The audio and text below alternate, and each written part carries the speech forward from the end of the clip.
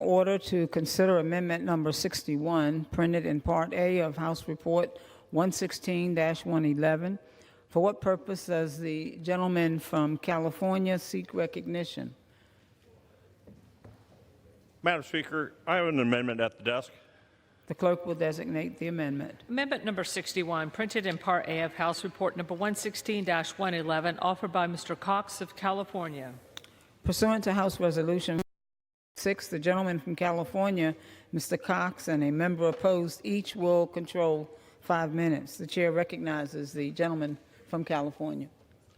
Madam Speaker, let me first thank the distinguished chairman, as well as the distinguished ranking member for the great work with respect to this legislation.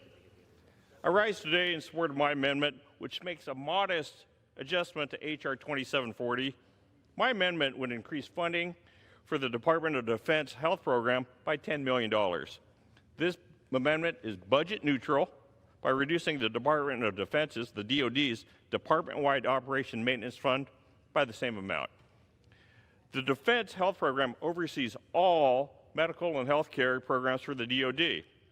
And the modification made by my amendment will ensure the department has sufficient resources to fund vital medical research concerning traumatic brain injury, TBI, post-traumatic stress disorder, PTSD, and psychological health. This research will aid service members and civilians alike. And over the past 10 years, there's been a dramatic increase in the number of service members reported to have PTSD. And we see these increases in both active and non-active service members. Since 2001, over 2.7 million service members have served in war zones in Iraq and Afghanistan. And of those, 300,000 have been diagnosed with a TBI. And the DoD estimates that 22% of all combat casualties in Iraq and Afghanistan are brain injuries. And the cost of war, this not only harms our service members who have experienced PTSD, but also the spouses, the parents, the children, the families who have hoped and prayed for the safe return of our loved ones. Unfortunately, we've discovered that the battle when the service members return home with a PTSD, a TBI, or other non-physical injury. And furthermore, whether or not PTSD is a greater risk to female veterans than male veterans is still largely unknown. And as women continue to serve in more active roles in war and increasingly exposed to combat situations, their likelihood of experiencing a PTSD naturally will rise. And so more research is better to understand and help clinicians and other care providers provide the necessary treatment before symptoms of PTSD become chronic. We must do more for those who have sacrificed their lives for our freedom. We cannot let them fall through the cracks.